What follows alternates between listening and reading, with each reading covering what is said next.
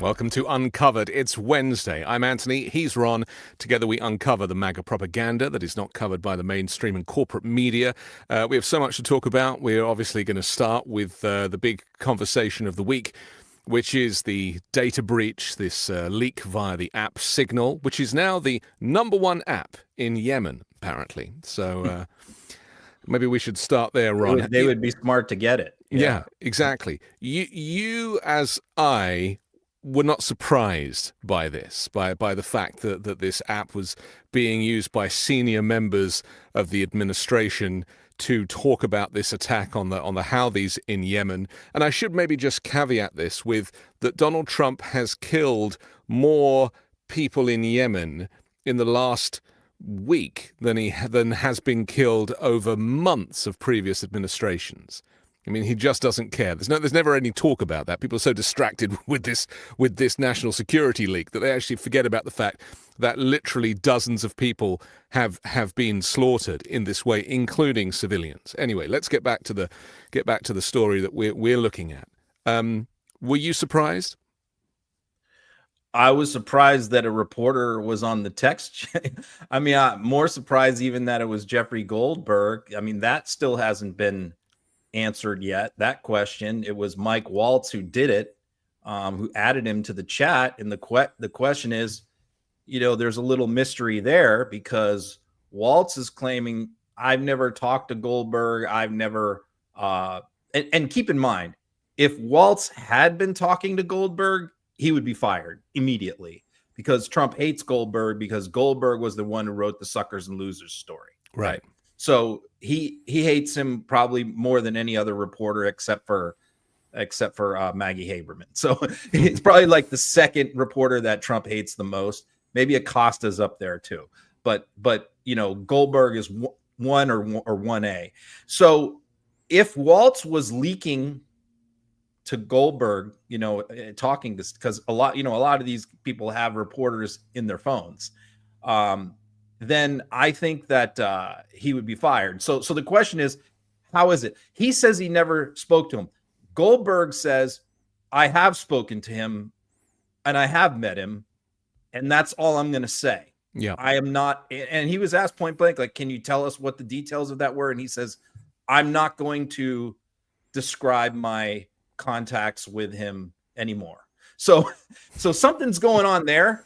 In terms of like Waltz may very well have been a source for Goldberg, and that would get him fired a lot faster than disclosing confidential classified information. Yeah, because Trump, the only thing that can get you fired in a Trump administration is disloyalty, right?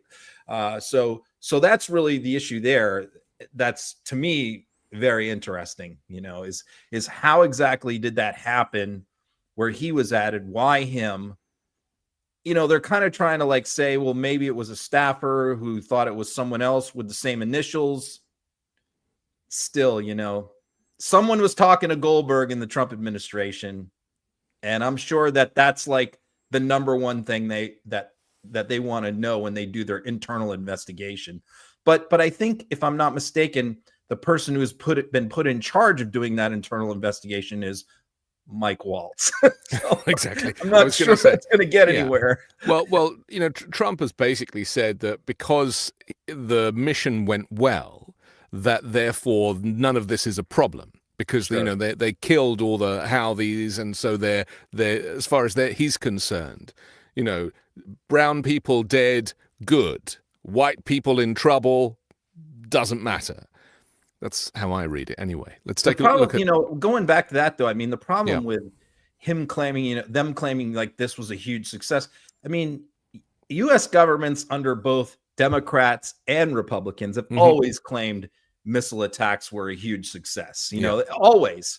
And then it's only like weeks or months later sometimes that we find out that like they didn't get the right guy, or they ended up getting 25 innocent civilians along with the one guilty person.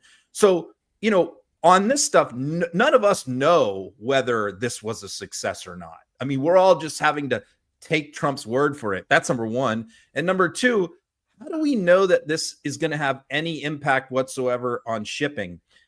There haven't been any attacks by the Houthis on shipping for a few months now. And I guess this was done because Israel decided to end the ceasefire, and the Houthis pledged that if they did end the ceasefire, they would resume attacking shipping. So this was a move that was made, I guess, to sort of preempt that before they did anything. But, Vance actually makes an interesting point, which is something I wrote in my column the day that the missile attacks happened, which is, I wrote this in my daily column 2 weeks ago when these attacks happened. I said, why is the U.S. doing this? Only 3% of U.S. commerce goes through the Suez. Overwhelmingly, it's the Chinese and the Saudis that do like 90% of the commerce through the Suez Canal, and Europe is like the rest. We are like a tiny sliver. So why is it that the United States is getting involved here in attacking Houthis when really this is not really our problems as much as it is many other countries' problems that have some of the same military capabilities in that area? So I guess Vance made that objection too, which is like, why are we doing this when this is only really helping other countries and doesn't really do anything for the United States? A lot has come out of the actual transcript, these texts that have now been released by The Atlantic. Obviously, Jeffrey was like, well, if they're saying that they weren't classified, people need to see this stuff. So they basically released it in full. And you can read through, it's not redacted. But it's pretty clear, not just about the details of the attack itself, which are a clear breach of national security, but also you get to find out quite a lot of stuff about what JD Vance thinks about the Europeans. Sure. Yep. And just the kind of general attitude, including these emojis, explosions, and yeah, America, and all this kind of stuff. I mean, it is almost like out of Team America World Police. I mean, it's almost like a kind of South Park joke, the way they operate. Yeah, that's really that's why missile attacks are Trump's preferred foreign policy.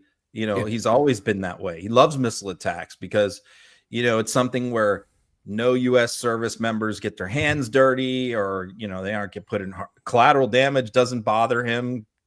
Killing civilians doesn't bother him. Yeah. So, yeah, it's sort of like a video game foreign policy where they're sitting behind their monitors enjoying the show and emojiing each other, and fist bumping and celebrating this kind of stuff. Yeah, it's really kind of gross. But it shows you the recklessness, the unseriousness of this. Right. Which shows what the Atlantic said.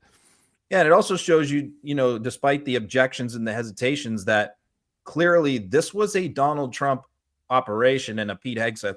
This is something that Trump and Hegseth wanted to do. And the other people around them were all expressing concerns or reservations or objections.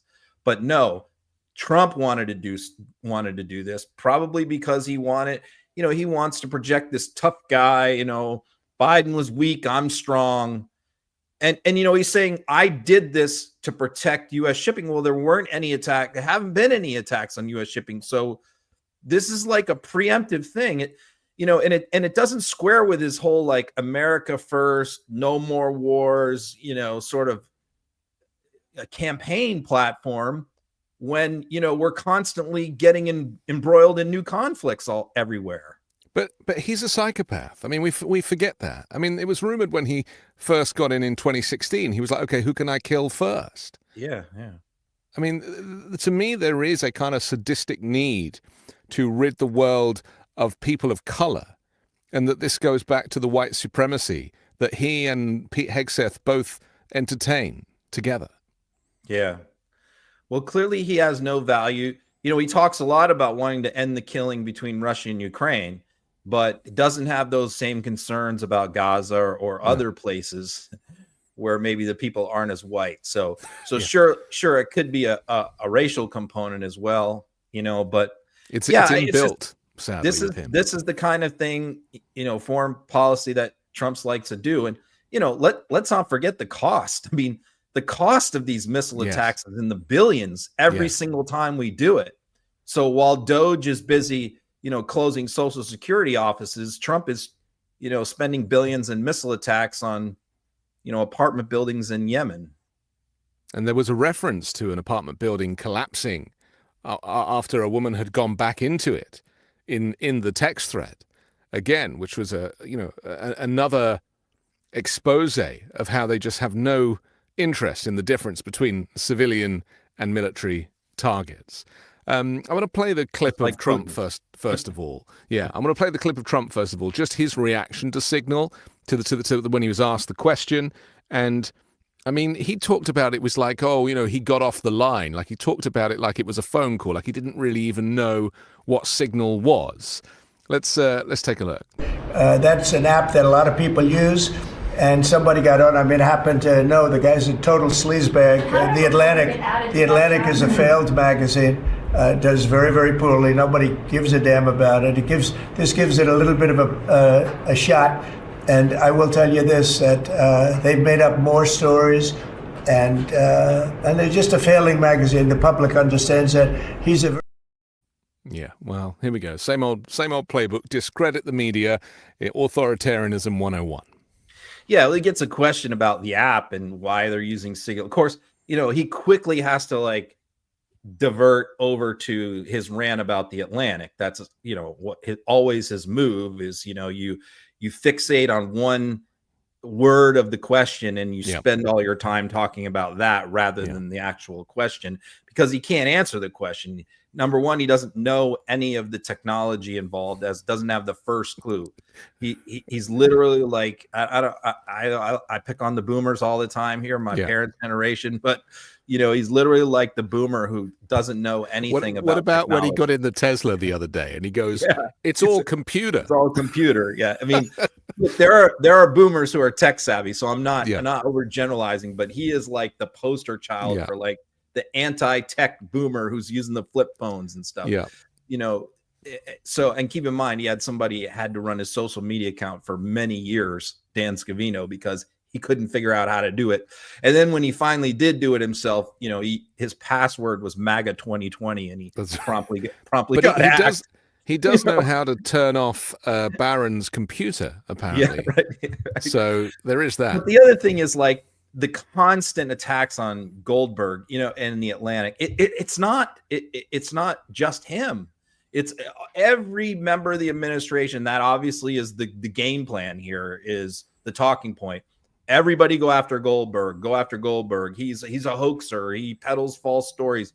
And I'm just like, in this particular scenario, this isn't like the suckers and losers story where he relied on John Kelly, information he got from John Kelly, who wouldn't go on record and wouldn't even let him use his name. So Goldberg had to dangle himself out there for a couple of years on that story without even being able to name his source, even though it was Trump's former chief of staff. So, I mean, finally, 2 years later, Kelly came out and said, yes, I told Jonathan Goldberg the suckers and losers story. So it was all verified and confirmed. But in this particular case, we have the text. He's literally like, here they are. Goldberg has nothing to do with this story at this point. Literally nothing. He's the mailman. He's the delivery man. That's right. He didn't write in the thread. He never mentioned anything. Yeah, he's like somebody who brought a bill, your mailman who brought a bill to your house, and you get the bill and it's from some company, and you start yelling at the mailman because he brought you the bill. Yeah. Like, that's what we're doing here. This story does not rise and fall in any way on Jeffrey Goldberg's credibility. Yeah. Let's take a look at some clips, because we'll start with Walls, because he goes on Laura Ingraham and tries to do a bunch of backpedaling. Let's take a look at this chronologically. So your staffer did not put his contact information. No, but how did it end up in your that's phone? That's what we're trying to figure out. Okay, but that's a pretty big problem. That's what we've got the best technical minds, right? That's disturbing. And that's where, I mean, I'm sure everybody out there has had a contact where it was said one person and then a different phone number. But you've never talked to him before, so how's the number on your phone? I mean, I'm not an expert in any of this, but it's just curious. How's the number on your phone? Well, if you have somebody else's contact and then then somehow it gets someone sucked sent in. You that it gets contact. sucked in. Was there someone else supposed to be on the chat that wasn't on the chat that you thought was on the chat? So the person that I thought was on there was never on there. It was this Who guy. was that? What person? Well, I'm not. Look, okay. Laura, I take responsibility. I built the group. Okay. So he's admitted that Jeffrey Goldberg is the correct initials, but just the wrong person, basically. Yeah, I guess what he's saying is like his staffer sent him that Goldberg's number was probably on the staffer's phone. And when he asked for JG's number, the other JG who he wanted involved in this, the staffer inadvertently sent him the wrong JG, I guess, is his story. I mean, that's kind of like, I don't know. It's kind of crazy because, again, he cannot admit that he had Jeffrey Goldberg in his phone. That would get him fired faster than anything else. So he has to lie about that. So he's trying to sort of suggest that a staffer is the one who's responsible for this. And Trump later on reiterated that point. When he was asked about this later, he said, I think maybe it was a staffer or something that did this. So obviously they're trying to throw some unnamed staffer under the bus to protect the higher ups. But I mean, you could tell like Waltz is clearly lying here. He needed to come up with a better story, number one. And number two, let's assume everything he says there is true. How in the hell are they putting together a group to provide all this information to based on like, hey, you have so-and-so's text, so-and-so's cell phone number. Hey, can you shoot it over to me so I can hook them into this group chat on this? Like, this is not the way it's supposed to work in the U.S. government. It exposes the lack of seriousness at the most senior levels. And you know, they are a regime, you know, I hate to call them an administration. They are a regime that is so used to being in opposition, you know, criticizing Joe Biden and blaming Democrats for everything, that when it actually comes to doing, you know, taking the seat of power and doing it themselves, they're completely ill-equipped to actually operate with the protocols that go with operating the federal government. And because they're trying to deconstruct the state, they kind of probably the mindset, and I'm only, you know, trying to get into their heads with this, but their mindset is probably that, well, all of those protocols are irrelevant to us because they don't see the enemies that the Biden administration saw as enemies, Russia, China, North Korea. They don't see them as enemies.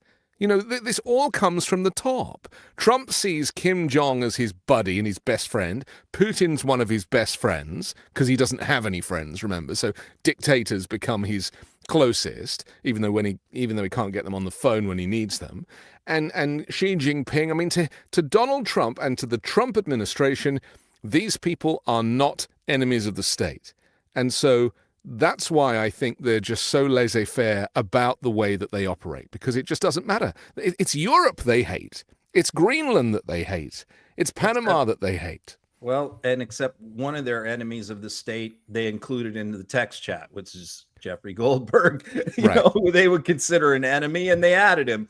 You know, the other funny thing while we're talking about how they put the text chain together is Steve Witkoff, you know, who's our special envoy to Russia, Ukraine. Very special.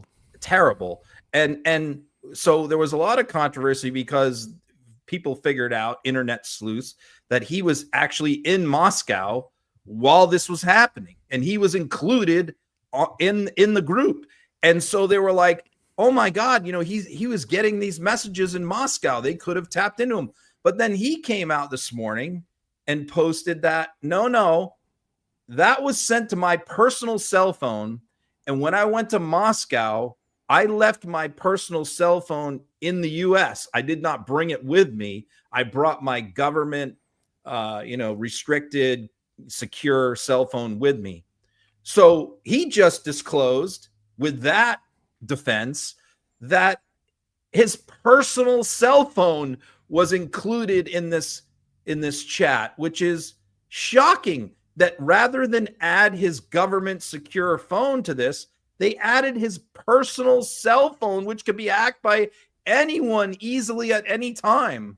It's just unbelievable. Every time they try and come up with a defense, They make it worse. Make it worse. Susan Rice was on with Ben yesterday, and she explained that undoubtedly these cell phones were being accessed by the Russians and by the Chinese, potentially, and even Iran. I mean, if you travel outside of the US, we're being tracked all the time, or certainly the senior leadership are being tracked, and this is the job of espionage. This is kind of the way it works, and this is before we even get into the fact that TG was on there, Tulsi Gabbard, and of course her connections to Russia, and I mean we'll get into that a little bit later. But as far as I'm concerned, I'm trying to look at it through a different lens.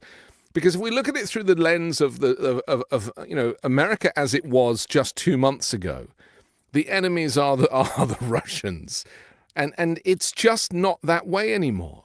That they are all in the tank for Vladimir Putin, so they really don't see what the big deal is. And we're having to worry, and the rest of America is worrying because we know who the good guys are and who the bad guys are. But this regime is different. There are other threats. Even if you're not worried about Russia, I mean, you should be worried about Iran, China. Yeah. There are plenty of other threats out there. Who are looking to tap into the party most interested in the attack on the Houthis is their sponsor, which is Iran. Yes. And Iran certainly spends a lot of time trying to hack our online stuff. So it's I don't know if that's the reason, like, we don't care about security. I tend to think it's more like these people have never cared about security and classified information, protecting documents. I mean, Trump stole a bunch of documents and took them to Mar-a-Lago, and the whole Republican Party said, oh, it's no big deal. Who cares? So they have never shown a respect for government secrets because they don't. I think it's more they don't respect the people in the intelligence agencies who gather all of this information and whose lives are on the line. That's who they have a complete disregard for and disrespect for, because they don't like these agencies and they don't like the people in them. Well, because they're all on the wrong side of history. They know that they could be investigated too. And this has had ramifications in Europe now, with the European leaders, certainly in the UK, asking questions, well, should we be sharing intelligence with the US now? I wouldn't. I certainly, if I was a CIA agent, undercover overseas in a foreign country, I would be looking for a different line of work right now, because their life insurance premiums are definitely being raised. Yeah, because you're relying on these people to protect your life, and the bottom line is, if a list gets out to Putin or the Saudis or anybody, that there is a undercover, and when I say agents, I'm not talking about CIA officers like Americans. I'm talking about people in those countries working for the CIA. Yeah, those are the people that are most in danger from this crew, because those are the people whose lives are going to be snuffed out if their name is ever on a list that gets into the wrong hands. Let's go back to Laura Ingraham and watch some more backpedaling in process. President, but I don't text him. He wasn't on my phone, and we're going to figure out how this happened. So you don't know what staffer is responsible for this right now? Well, look, a staffer wasn't responsible, and look, I take full responsibility. I built the group. My job is to make sure everything's coordinated. But how did the number? I mean, I don't mean to be pedantic here, but how did the number? Have you ever had somebody's contact that shows their name, and then you have somebody else's number there? I never make those mistakes. Right? You got somebody else's number on someone else's contact. So of course I didn't see this loser in the group. It looked like someone else. Now, whether he did it deliberately or it happened in some other technical mean is something we're trying to figure out. So, yeah, it's so interesting how they're trying to paint him as a loser. He's one of the most respected journalists in Washington, been around a long, long time. I want to talk about Fox for a second, because Jesse Waters, as we know, the kind of Fox mouthpiece for misinformation, has, also tried to spin this story in a similar way. Let's take a look. Did you ever try to start a group text? You're adding people and you accidentally add the wrong person.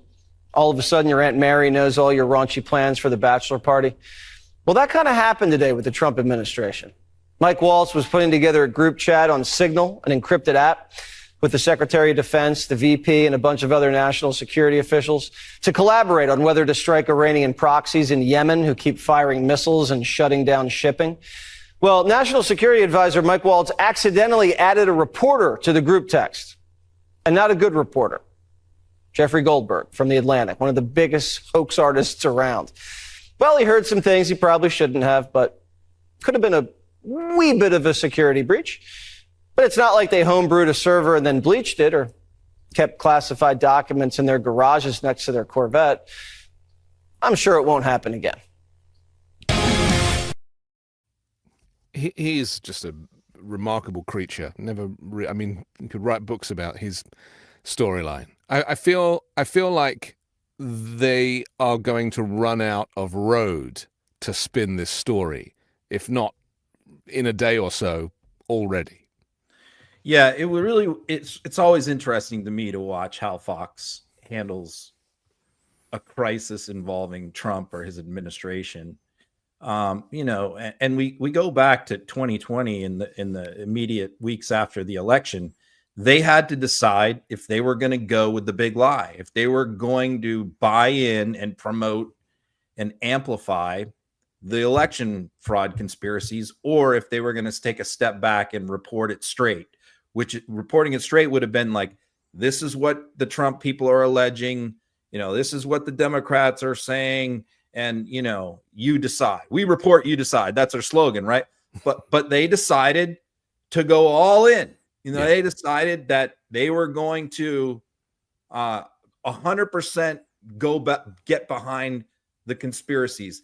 And we learned from the Discovery and the Dominion lawsuits that they were all texting each other, all these Waters, Ingrams, all these people, Tucker, saying, we know this is bullshit. Maria Bartiromo.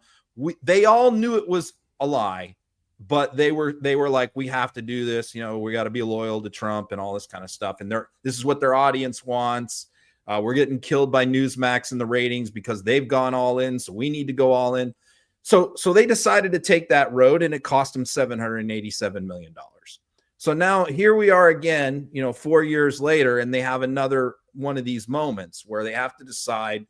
They know this is bullshit. They know. You can tell. Laura Ingraham, you could tell listening to her. You could tell listening to Waters. They all know that this is a big screw up, a big, you know, a crime. And so they have to, again, they had to decide. And what did they do? They decided to go full propaganda, full Pravda, you know, full North Korean TV, and just go, oh, you know, you look at him. They condition their audience. They feed them just this drivel and this nonsense and this deflection. And, you know, you have to realize, too, that the Fox primetime audience is almost exclusively over 60 white men. It's like that's like 80% of their audience. And they're feeding those guys their talking points for the Christmas dinner tables and the Thanksgiving dinner tables and the birthday parties and the water cooler at work, so they can go and tell all their friends and relatives these talking points or on their social media pages. That's what Fox does. They feed the talking point propaganda that they come up with to their audience, so then they can go out and spread it throughout the world. It's basically Trump state television. It's no different to Russia Today or any of these networks that only support the authoritarian leadership. And I think that, you know, they took a chance. They knew they might be sued, but they also knew that the company had deep pockets.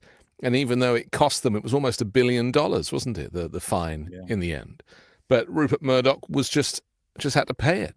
Yeah. In the grand scheme of things, no big deal. You know, they make it. But isn't that crazy that it's cheaper to pay the fine and to keep your business model the same, where you're brainwashing people with propaganda, than it is to actually go, you know, we want to be on the right side of history. You know, it's like people, it's like the wealthy with supercars. I used to find this in London. You know, they would park their Bugatti Veyrons and Ferraris on these double yellow lines where they can't park, and they get a ticket. And the ticket for the rest of us would be like 60 quid and be expensive. For them, it was like pay and display, right? they'd be like, well, that's how much it cost to park, £60. And I used to think this, it's all relative. That time period when Fox backed off, that time period when there was a small window where Fox just wasn't jumping into the election fraud conspiracies was a time when Newsmax spiked in the ratings and Fox's ratings went way down. That's right. They panicked. 2 times that happened. Once was then, and once was when they fired Tucker Carlson, right? And so both times, they circled the wagon and they decided to go all in on the foolishness, And so, yeah, you're right. It's more important for them to hold that huge audience than it is to pay out some judgments. But in this particular case, I think they made the calculus like there's no one out there that can sue us. Like over this, there's no voting machine company. The Houthis can't sue them. I mean, there's literally what can Goldberg sue them for? Nothing. They feel untouchable. They're not saying he lied. They're not saying that.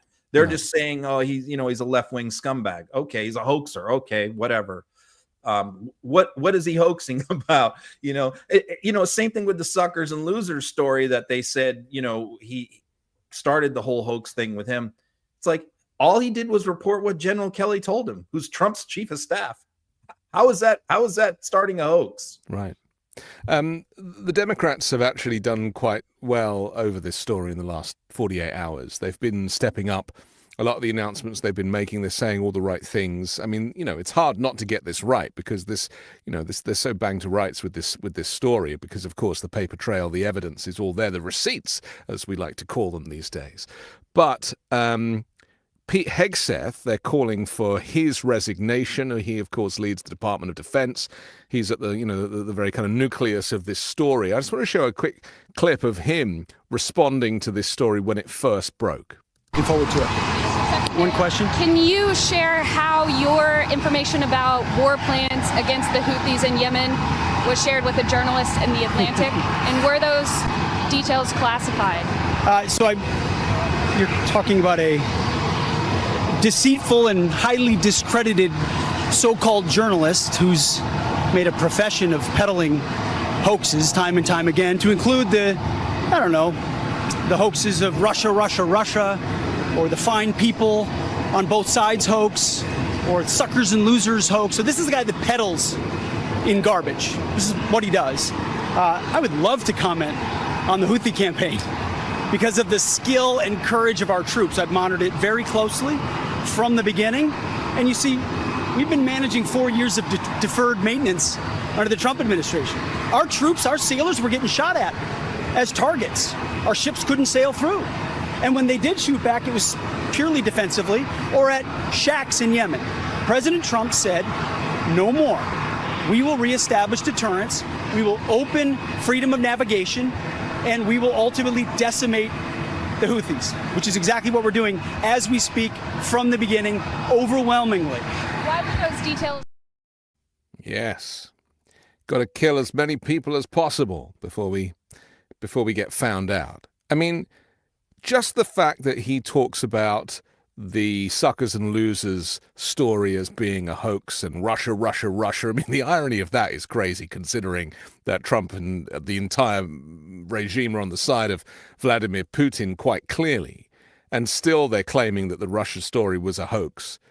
It's just laughable. And even he mentions the fine people on both sides thing. I mean, that was never a fake story. That had videotape evidence. I mean, they live, and because he's obviously a former Fox News weekend host, they live in this kind of Fox News bubble, these people, and he hasn't really kind of burst out of that yet, like Garlinda. Yeah, I mean, you hear just straight up right-wing social media talking points, and that's why I say he's basically just like a right-wing Twitter troll as Secretary of Defense. He's basically like making cat turd from Twitter, one of the influencers, right. Like a Secretary of Defense. The big problem for him is Waltz and him are in completely different categories on terms of issues. The only sort of screw up by Waltz was adding the reporter to the chat, which is a big screw up, but that's really the only thing he did wrong. Everything else about this is on Pete Hegseth's plate, right? And the main thing is going to be the operational security and the classification, because how he is trying to defend himself on whether classified information was shared with an outside party is the fact he's claiming that none of this was classified. And he's saying, I have the authority to classify or declassify Department of Defense operational plans. And he's either saying he never classified any of this stuff, or he declassified it before this, which makes absolutely no sense. I mean, there's so much stuff on there. Every person in the national security world, defense world, whether it's, I've read stuff from CIA agents, from F-18 pilots, from former national security officials who all said everything on there should have been classified. Yeah. Everything on there is required to be classified.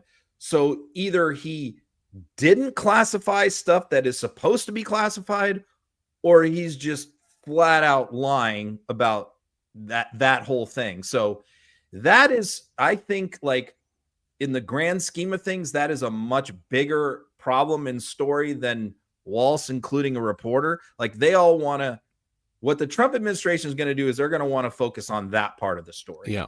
And not the bigger part of the story of, like, why the hell did Pete Hegseth do it this way? Why did he use Signal? Why did he include people like Steve Witkoff and other officials who would have no reason to be included? Well, in the chief of staff in the White House. I mean, why was Susie Wiles included? There was people in there that had no business. They had no need to know. It's almost like he wanted to put on a show for his coworkers. I want to show you what a badass I am. Let me loop you in on this missile attack. When really there was probably like 7 people that needed to be in on that. And by the way, you know who wasn't in on this? Donald Trump. And that's kind of interesting. He was playing golf. The president himself wasn't even in on this. And Elon Musk was not either, which probably pissed off Elon Musk. I could definitely see, like, when this broke, Elon Musk going, why wasn't I invited? Well, you may have noticed that Musk is on the down low at the moment, right? He's kind of he's kind of. I think that's because the board of directors at Tesla is making him be on the down low. Now, tell me, is it Steve Witkoff who admitted to having his messages on Signal set to disappear after they arrive? One of them had their messages set to vanish, which is one of the features of the app. But the whole point of these types of communications is that they're supposed to be submitted to the National Archives. Any type of communication at this level is supposed to be archived officially by this government organization. To me, these rogue operators, as we can only call them, because this regime is illegitimate in so many ways, as I see it, is that they're trying to avoid the National Archive. I mean, what are they going to do? Take their phone to the National Archive once a week and plug it into an iPod dock and go, okay, download my Signal?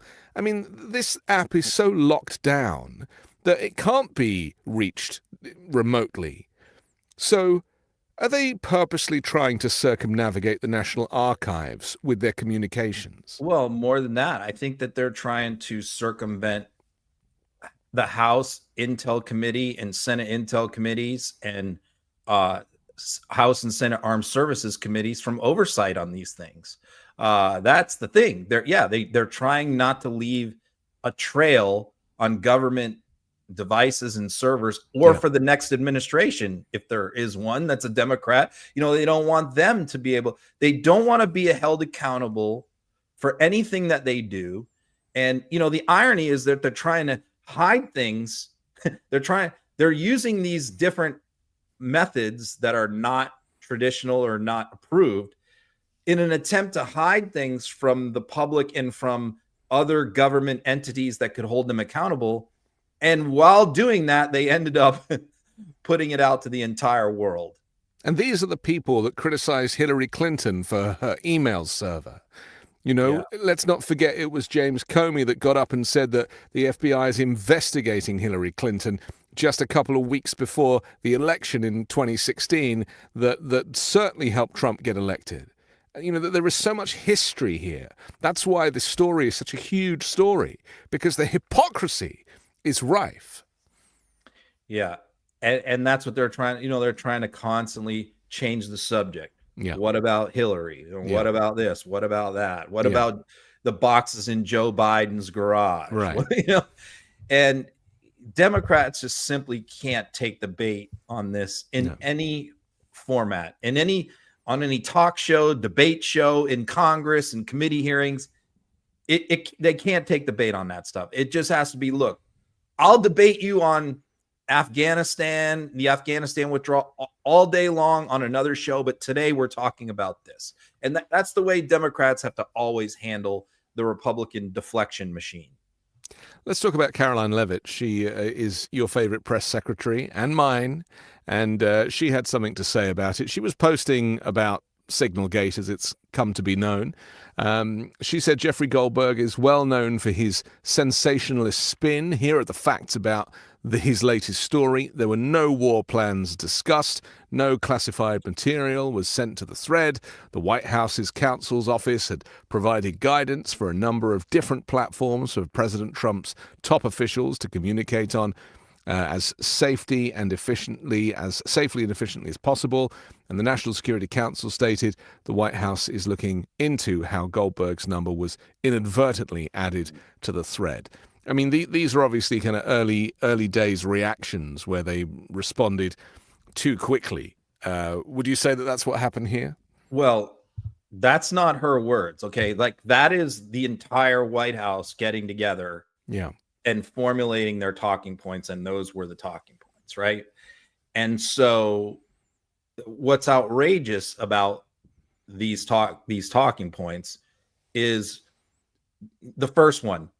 War plans, she puts in quotes. No war plans were discussed. Okay.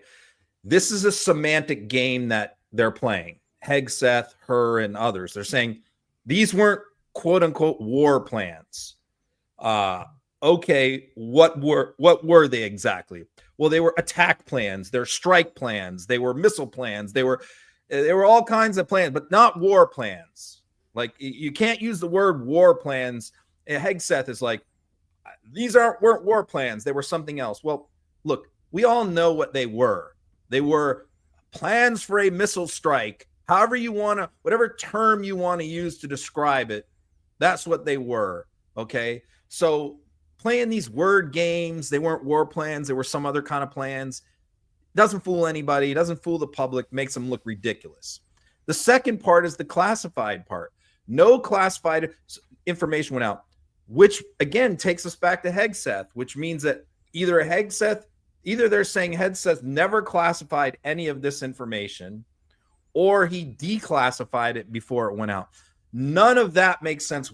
That is an obvious, blatant lie. Everything on there, you're not going to classify that. So in other words, none of that, all of that information is not secure. Anyone, if it's not classified, then anyone can disclose it to the public. So like anyone on that text chain could freely go out and tell the whole world about missile strikes and before they even happened, because this stuff went out before it happened. Yeah. And that wouldn't be a problem because it wasn't classified. That's what they're saying. They're saying since it wasn't classified, anybody could have spoken about it freely. Of course not. Of course it was. Well, let's remember that it was Jeffrey. It was secret. Jeffrey Goldberg thought it was a hoax. He didn't realize it was real until he saw that these bombs were actually going off. That's right. And that's what confirmed the fact that this was real. Yeah, that proves that he got it ahead of time. Correct. So if none of this is classified, that's what they're saying. They're saying that that means that every person that was part of all the 18 people on this could have freely disclosed it to the public and there would be no crime.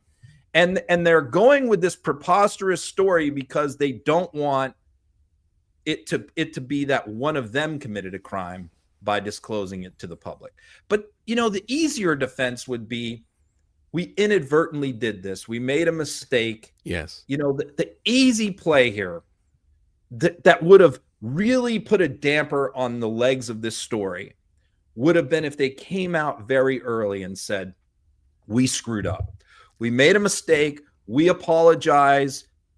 we are taking measures to fix this. We are going to make sure this never happens again. This should have never happened.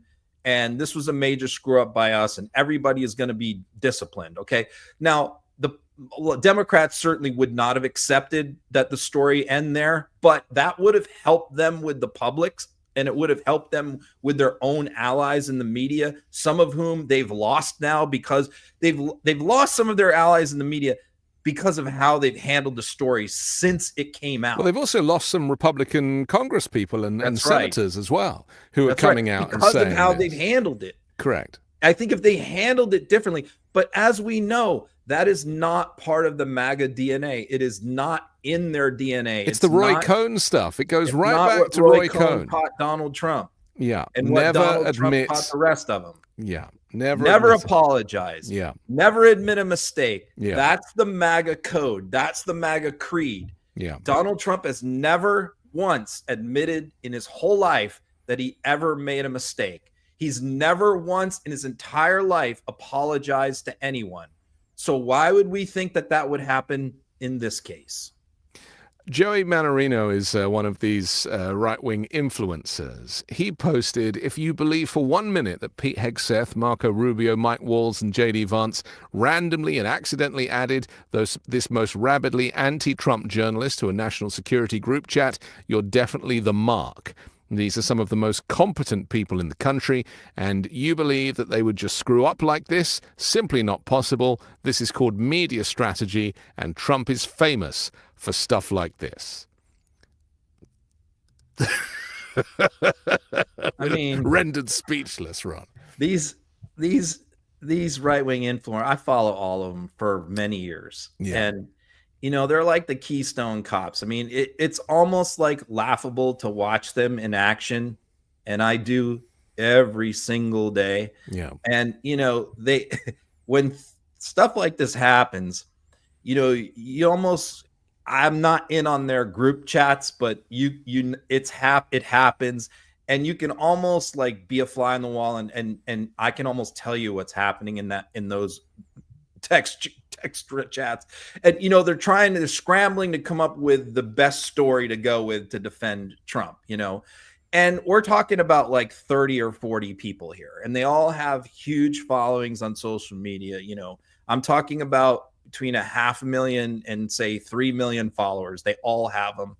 And you know, it's the usual suspects. It's him, it's Cat Turd, it's people like, you know, Mike Cernovich, it's Jack Posobiec. We could go on, you know, and once they come up with their message that they're going to go with, then they all put out different variations of the same kind of deal. So, you know, when Joey, who's one of the most notorious of this crew, came out with this, I mean, that I saw that a lot, that there was this alternative version of like, this is all 4D chess. You know, this is Trump being, he did this on purpose. He brought Goldberg in so it would get his successful strike on the Houthis. Yeah. All this publicity. It was, and it's just like, it was funny because they all rolled that out, and then literally like 8 hours later, they were all like, "No, this ain't working," like because they were getting ridiculed by some of their own people, and they've stopped doing that now. There's no more of these guys going out there saying this was all part of a grand strategy.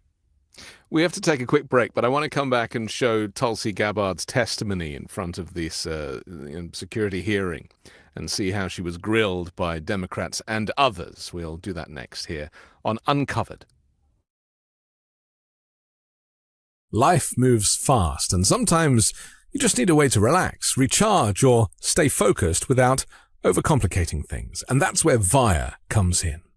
If you haven't tried them, you're seriously missing out. Whether you need to unwind, refocus, or boost your mood, Via is here to enhance your everyday and night.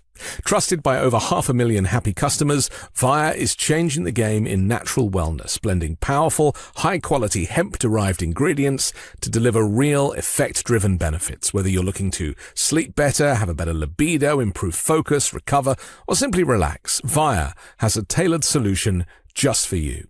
With products ranging from 0 to high cannabinoid levels, VIA lets you fully customize your experience to fit your needs. Whether you're looking to support your daily wellness routine, enhance focus and clarity, or unwind with deep relaxation, VIA has you covered.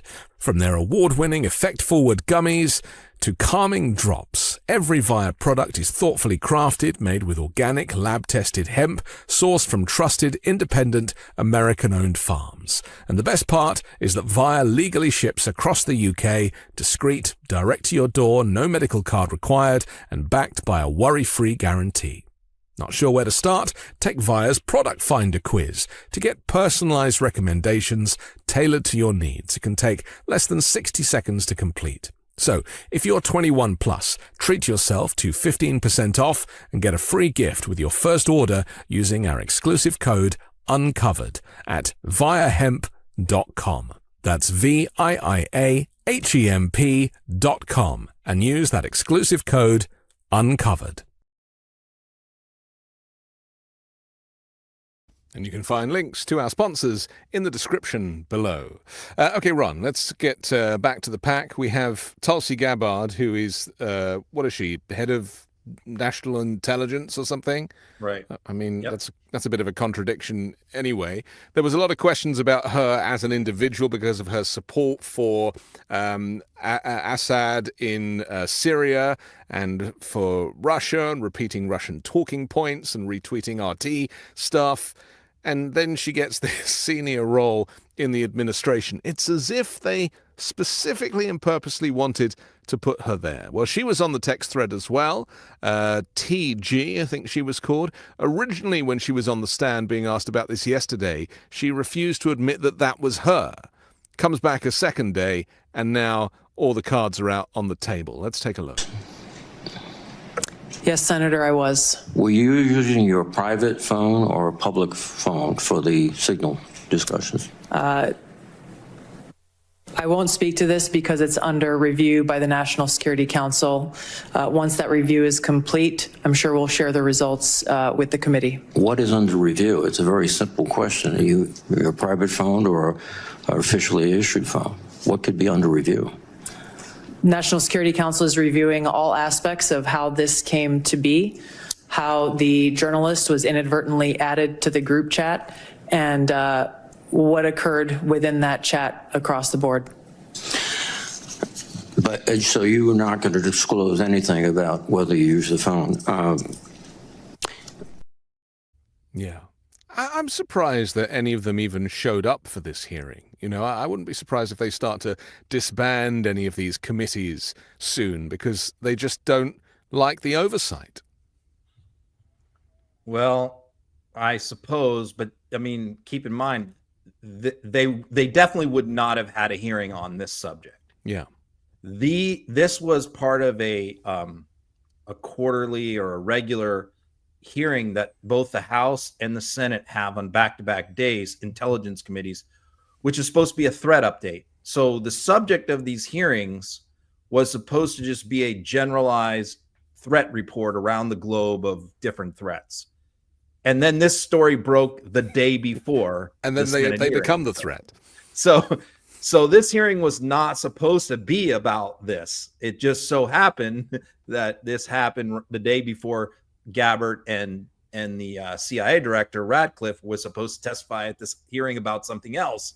So the hearing ended up becoming sort of 80% about the story and 20% about the threats.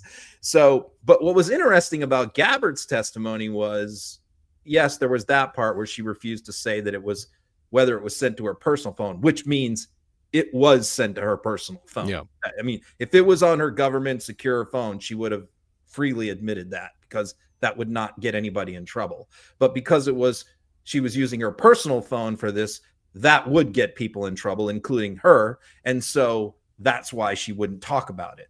But she also claimed that like none of the operational details, none of the weapons, she claimed in her Senate testimony that none of that was part of the conversation, that she didn't see any of that stuff. So then, you know, after Goldberg was getting called a liar yesterday all day long, including by Gabbard in her testimony, of course, this morning he puts out all the texts which show that, in fact, all of this stuff was on there.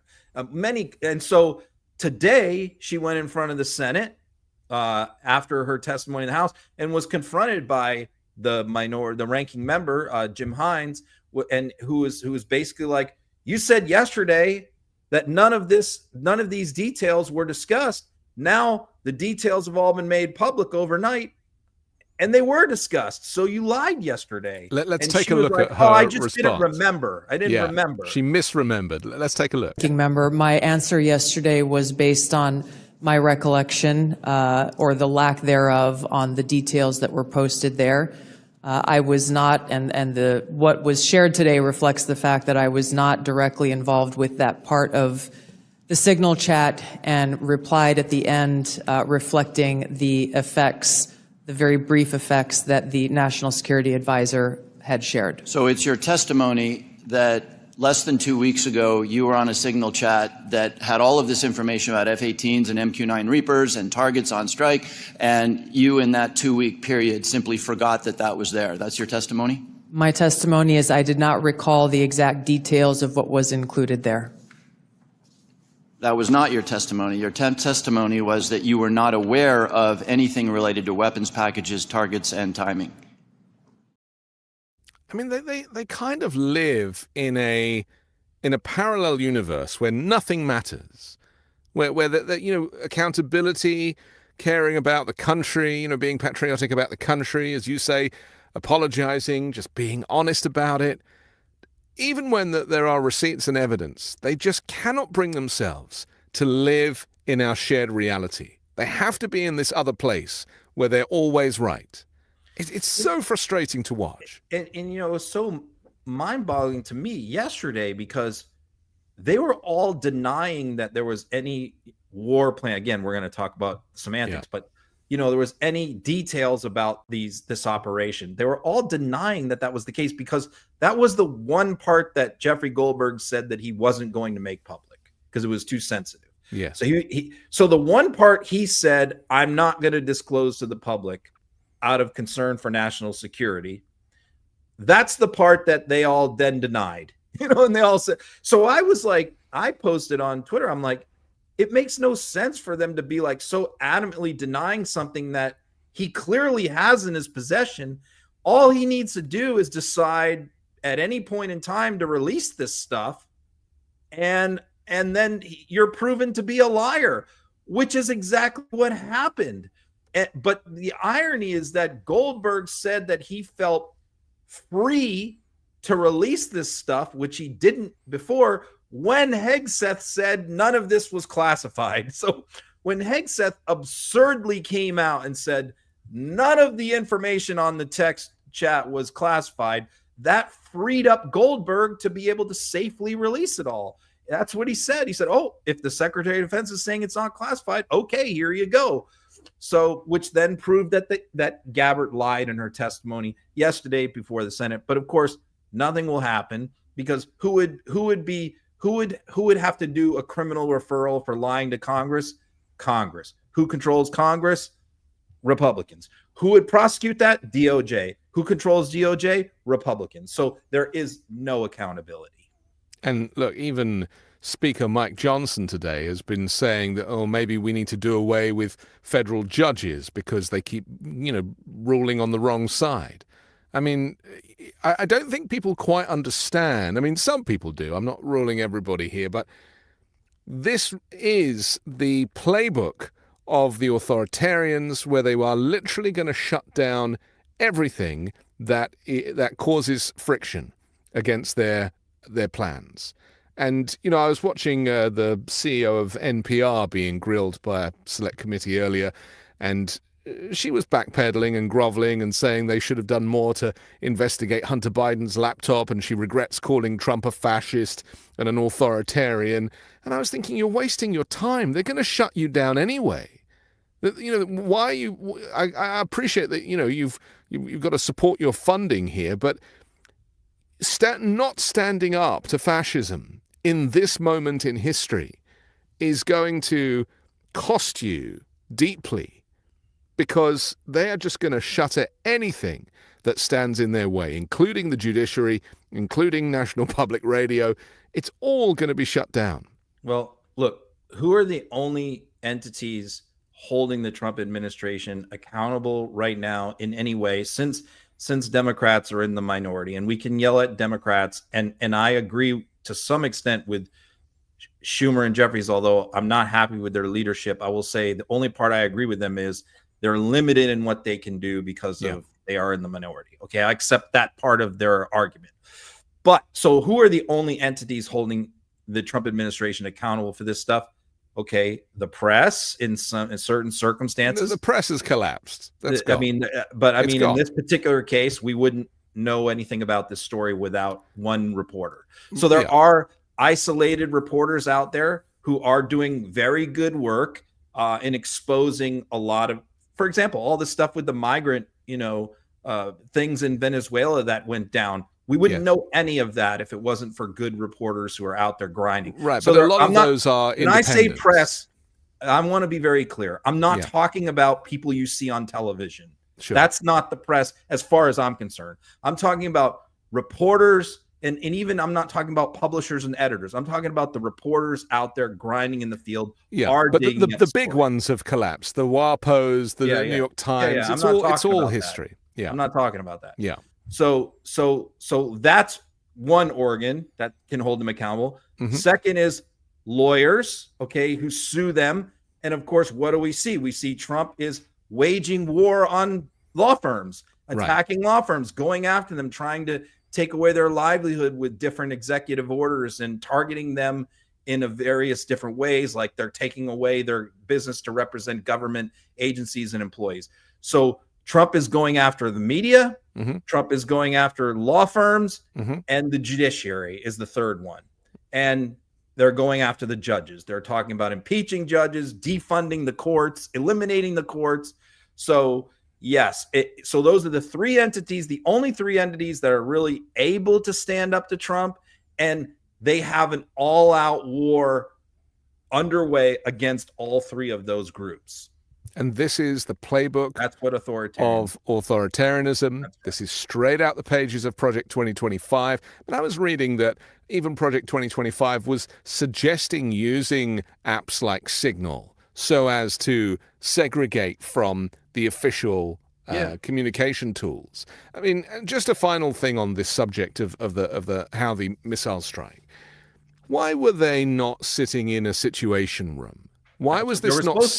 Why is this not serious enough that the president's there and the Secretary of Defense is there and all the senior people, like we've seen with Iraq and Afghanistan and all these various, offensive moments over history, capture of Osama bin Laden. I mean, these things are serious. They are expensive and they change the course of our geopolitical history.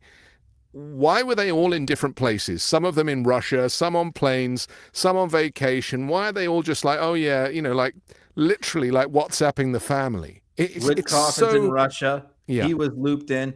Gabbard says she was in a foreign country and couldn't remember what foreign country she was in. Southeast Asia or somewhere. No, that's not how you're not supposed to have 18 people all over the world on their cell phones watching this develop in real time and being privy to it.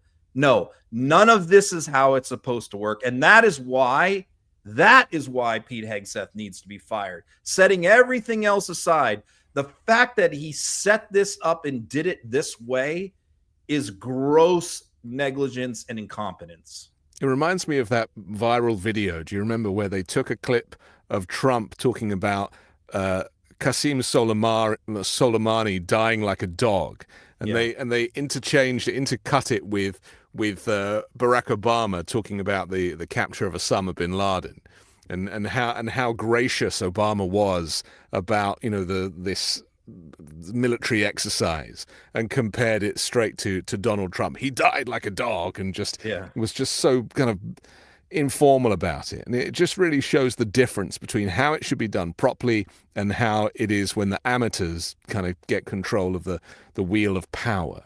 Let's talk about JD Vance for a moment, the vice president, because wasn't his wife supposed to be going to Greenland? Like, they had a contingent designed to go there for some photo op, supposedly just to kind of put some feelers out about, you know, how the people are going to feel about having the Americans take over the country. And now he's like, oh, well, actually, I'm going to go instead, or with her. Let's take a look. Hey guys, it's JD Vance, the Vice President. And you know, there was so much excitement around Usha's visit to Greenland this Friday that I decided that I didn't want her to have all that fun by herself. And so I'm going to join her.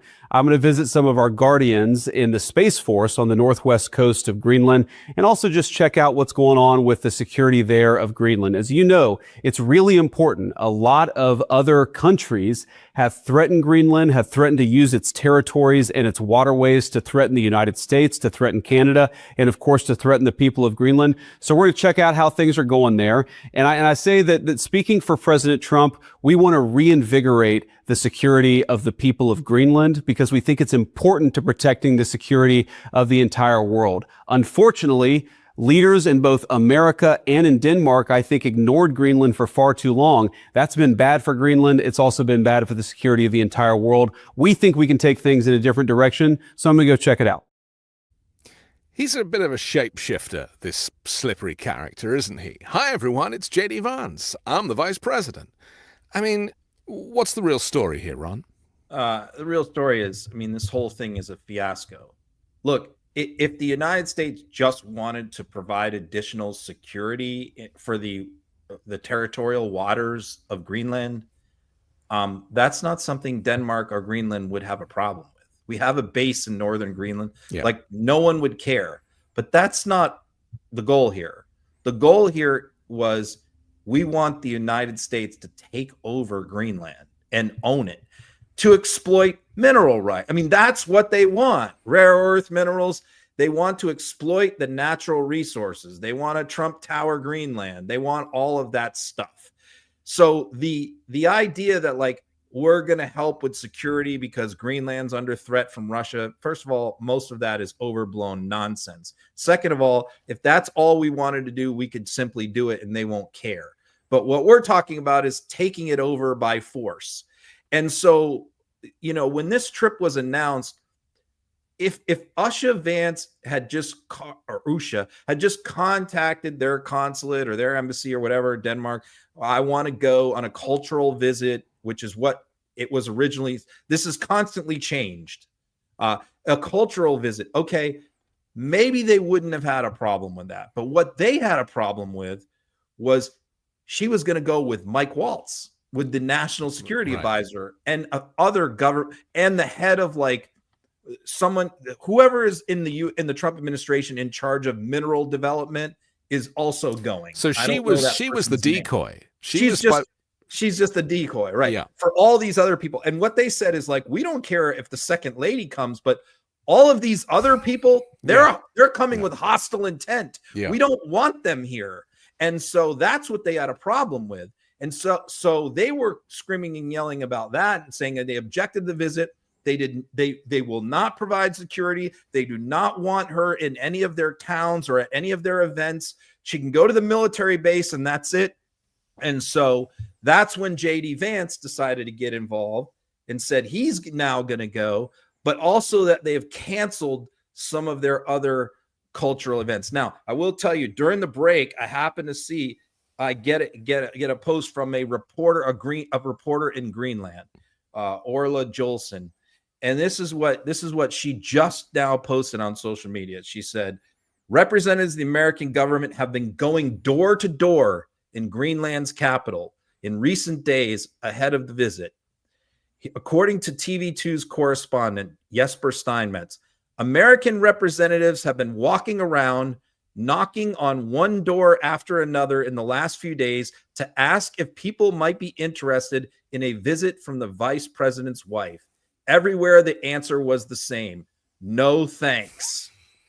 So again, just like they paid Donald Trump Jr. and Charlie Kirk went there and paid homeless people to wear MAGA hats for their cameras, they're doing the same kind of dog and pony show again, where they're sending advanced people in to try and round up Greenlanders who are willing to go on camera saying, we love the United States and we love Donald Trump. And it doesn't appear like they're getting many takers.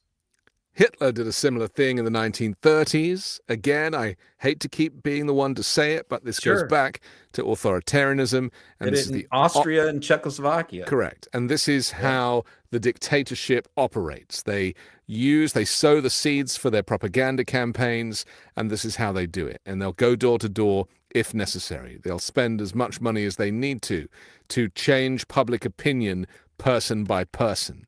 And clearly this is backfiring. And what we're actually seeing in Greenland and in Panama and places that are under threat is that we're seeing the kind of native communities come together. We've even seen it in Canada with, Mark Carney as the Prime Minister, suddenly the Liberal Party getting all of this support, whereas when Trudeau was in, there was kind of less interest. It looked like that kind of, the Conservatives were going to benefit. And now because of this fallout, it seems that people want to go back to their roots. Well, Carney called snap elections to take advantage. They weren't supposed to have elections till October. He called them for next month. Bring it on. Because, Donald Trump has revived the Liberal Party in Canada single-handedly. Yeah. They were dead in the water heading into this election. Yeah. But, they might actually win now.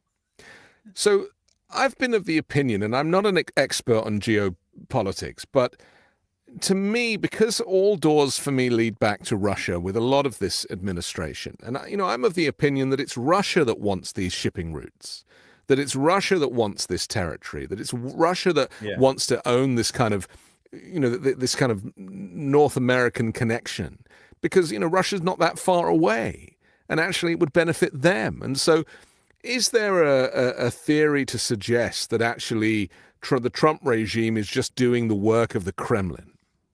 Very well could be, for sure. I mean, we see how in Ukraine, the peace deal there is basically like the U.S. and Russia dividing up Ukraine. Yeah. I mean, it's basically what it looks like to me on paper. And I think that I posted this the other day, and many European capitals are saying this now too, which is it is rapidly looking like a realignment and shift where it is, instead of the US and Europe versus Russia and other countries, it is now there's a realignment happening where it's going to be the US and Russia against Europe.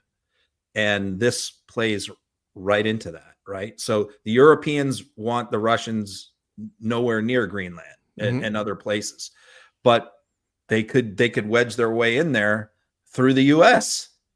So do we need to start thinking of the US as Russia in terms of its senior operatives? Because we just spoke about Tulsi Gabbard and her connections. And in fact, there's a clip of her that I saw this morning of her being asked, why were you going to retweeting Russia Today talking points, Kremlin talking points? And she said, well, that was on my personal phone and I reserved my First Amendment rights.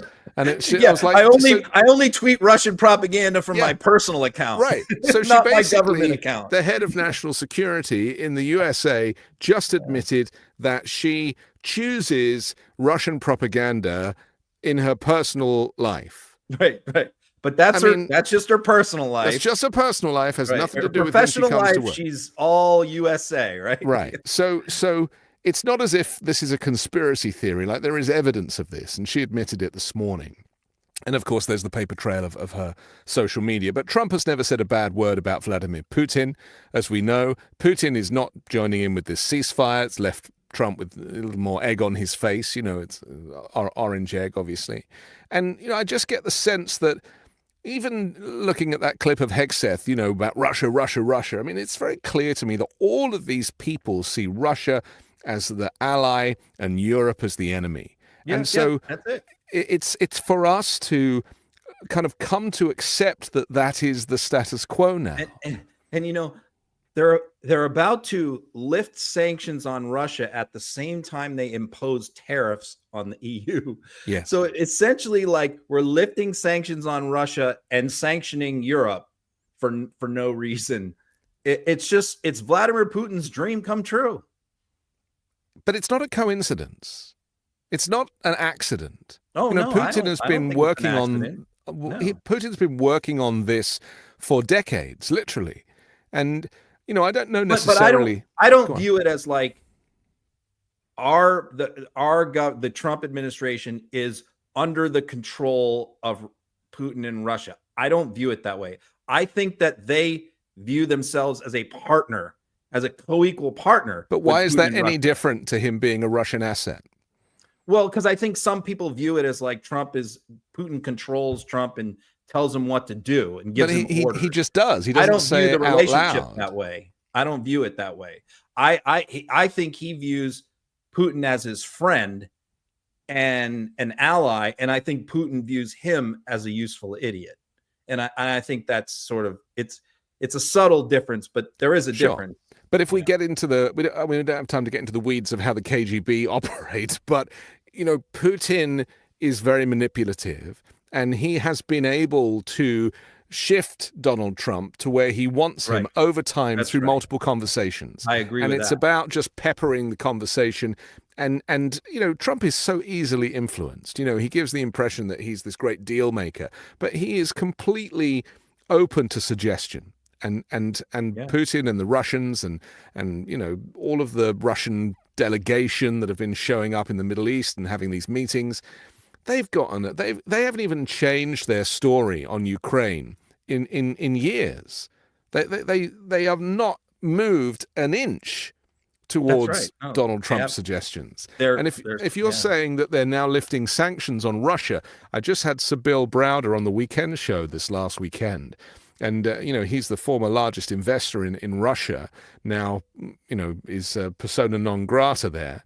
And he was telling me that if the U.S. lifts sanctions on Russia, that is now it. That means that this whole game is in the hands of Putin. Well, yeah. I mean, what they're talking about is lifting sanctions. Of course, this is all stuff Russia wants. Yeah. They're lifting sanctions on agricultural products and energy exports. So, which is basically Russia's whole economy, right? That's right. There. We've just described their economy. So that's what they want as a condition of a ceasefire agreement. So we're gonna give them an incredible not Peskov. Their foreign minister, not Peskov. Peskov's the spokesman. Lavrov. Sergei Lavrov said that he is talking to the Trump administration about reopening the Nord Stream pipeline to allow them to supply energy again to Europe, which Europe has done a lot of work over the last 3 years, getting themselves free from dependence on Russian energy, which was probably a mistake in the first place that they now realize. But the Trump administration wants to facilitate the Europeans going back on dependence on Russian gas, of course. I have this other clip of JD Vance talking about Denmark as not a good ally. This is one of the kind of weirdest explanations that he had. And again, it just plays into what you and I are discussing about Russia and, who's really holding the cards here. Let's take a look. Denmark, which controls Greenland, it's not doing its job and it's not being a good ally. So you have to ask yourself, how are we going to solve that problem, solve our own national security? If that means that we need to take more territorial interest in Greenland, that is what President Trump is going to do, because he doesn't care about what the Europeans scream at us. He cares about putting the interests of America's citizens first. Yeah, those screaming Europeans. What's he mean here? Because he doesn't care whether they object. He doesn't care what they think. What he just said there is, we will take their territory if we want to take their territory. Yeah. And the fact that they might object to it or have a problem with it is really irrelevant to us. And, this is why Europe needs to build up their military. They really do, because they have to take shit, basically. If they don't have the ability to punch back, but one way that they can punch back is through economic power, because Europe, the EU, is a very powerful economic engine.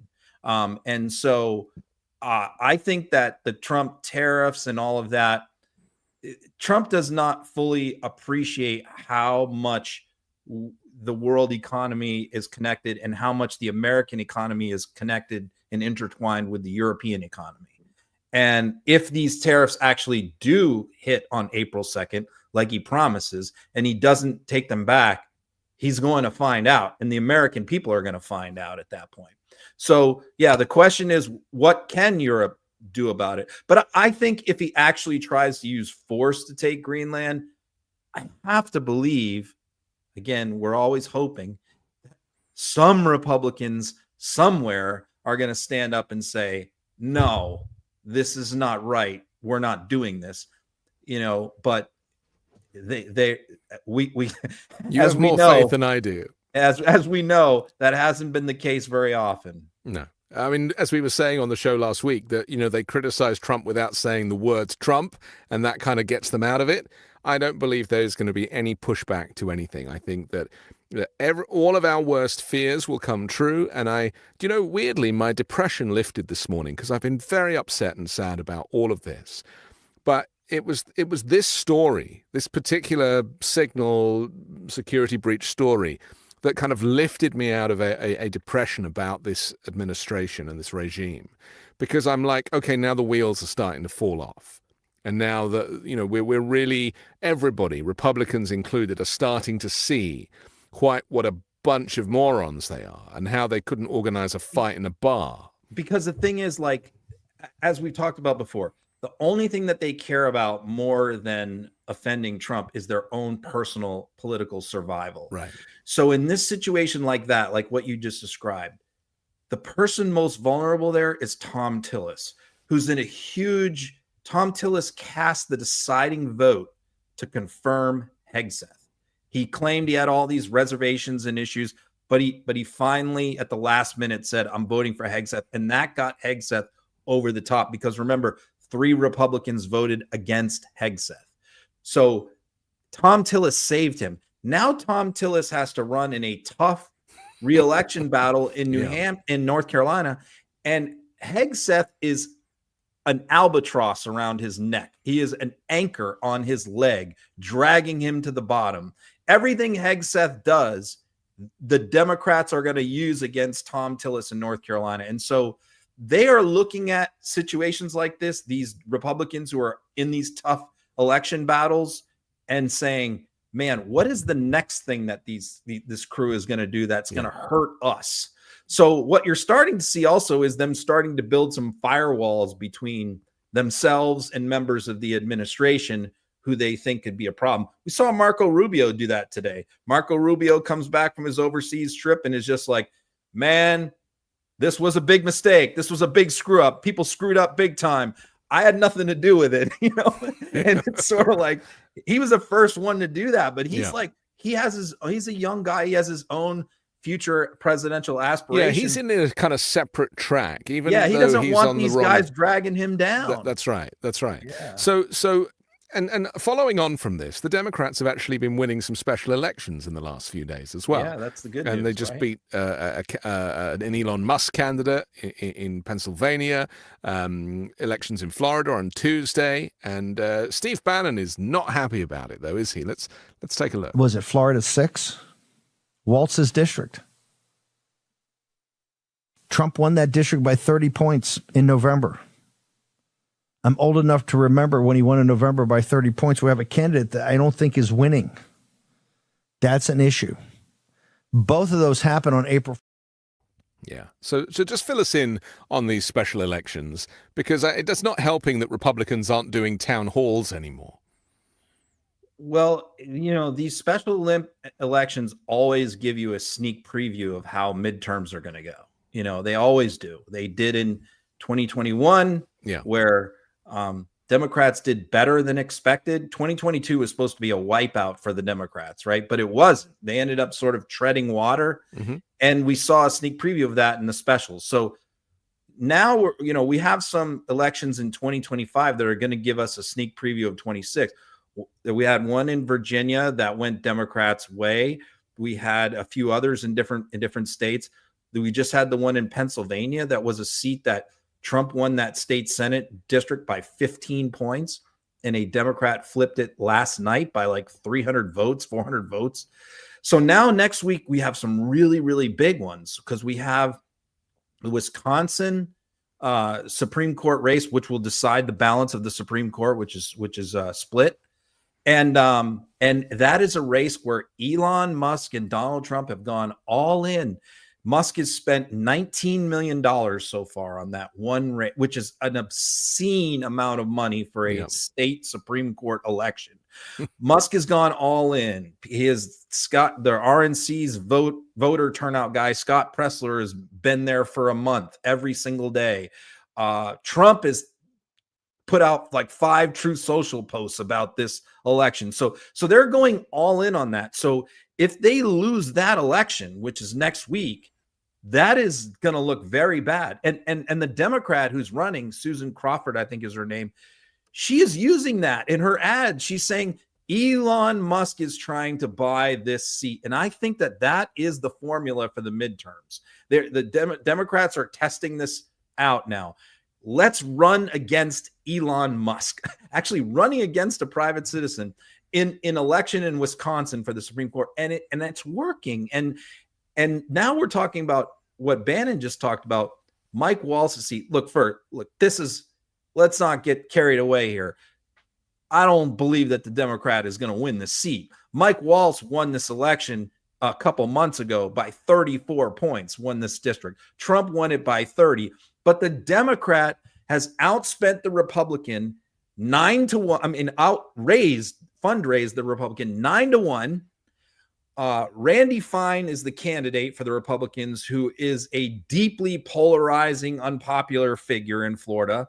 Ron DeSantis hates Randy Fine's guts and has completely stayed out of the race and refused to help him. Randy Fine is Trump's guy. If the Democrats can take that seat and make it a single-digit loss and just lose by 7, I know there are Democrats in Florida who hope they're going to win. Okay, great.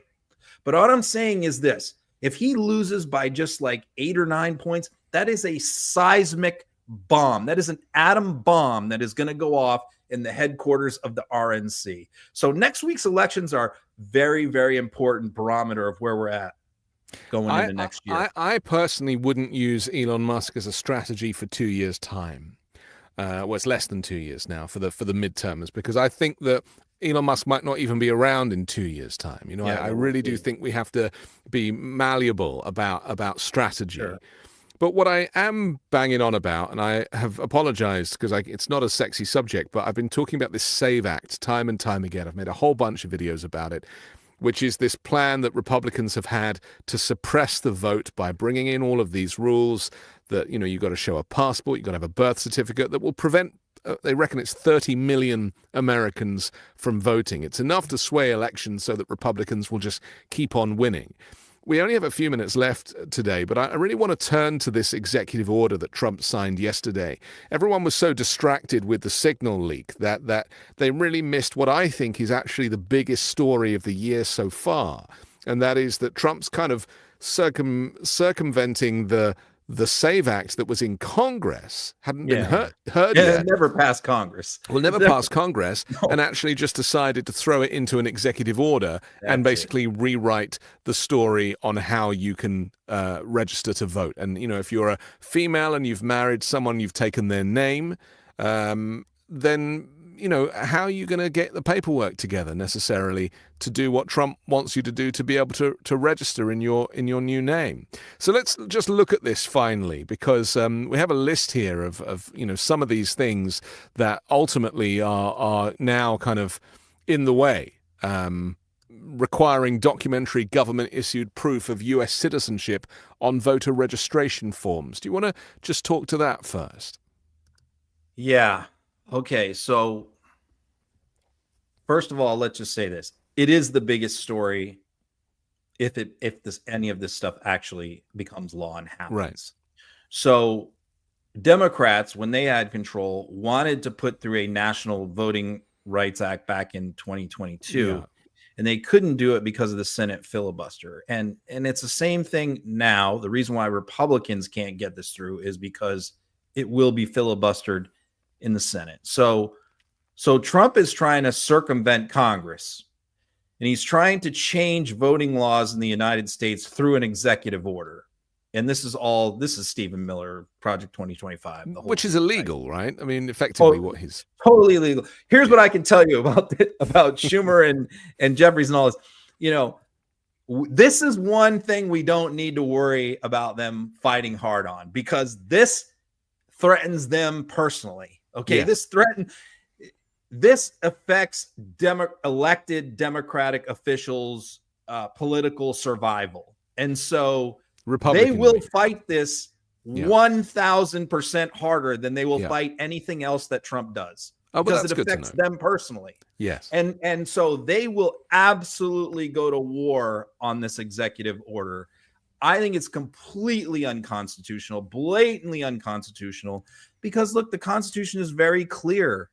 It sets some vague parameters on how elections should happen in the United States, but then it leaves each state to decide how they're going to conduct the nuts and bolts of their elections. That is the way it has been since 1789.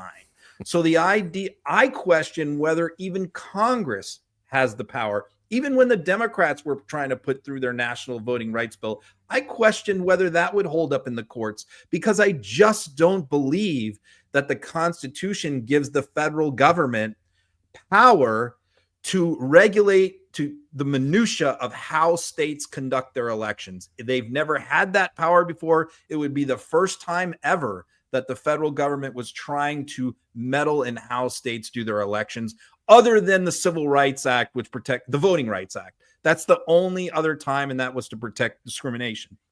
So if it's questionable whether Congress even has the authority, it is certainly preposterous that the president could tell, Kenosha, Wisconsin, how to run their elections, whether they can use machines or paper ballots, what registration requirements there are. There's the three most odious things about this executive order to me were, number one, yes, having to provide all this documentation, which is going to cut into seniors. It's going to cut into young people who maybe don't have the paperwork. The other thing is allowing DOJ to have access to voter data all across the country. Elon Musk will be given access to voting registration data and will be given the authority to purge voter rolls, to remove people from voter rolls who he thinks should not be on there. That's in this executive order. And then the other thing is preventing states from counting mail-in ballots if they're received after election day, which is military and overseas. Yeah. I don't believe this will ever become law in the United States. And that's why I kind of didn't go postal about it, because it's just so blatantly, obviously unconstitutional. But again, with our Supreme Court, but this is the point that I keep bringing it back to, is that we need to stop thinking that this is Joe Biden's administration and recognize that this is the Trump-Russia regime. It's a completely different way of doing it. And if they are now talking about getting rid of the federal judiciary, they're certainly going to be able to dictate how elections are run, because they're doing it in the name of election integrity and security. That's it. Well, see, they're what they've said is, if this becomes law, Democrats will never win another national election. They have openly said that. Yes. But what they're saying is the reason is because we're going to get all their fraudulent, illegal.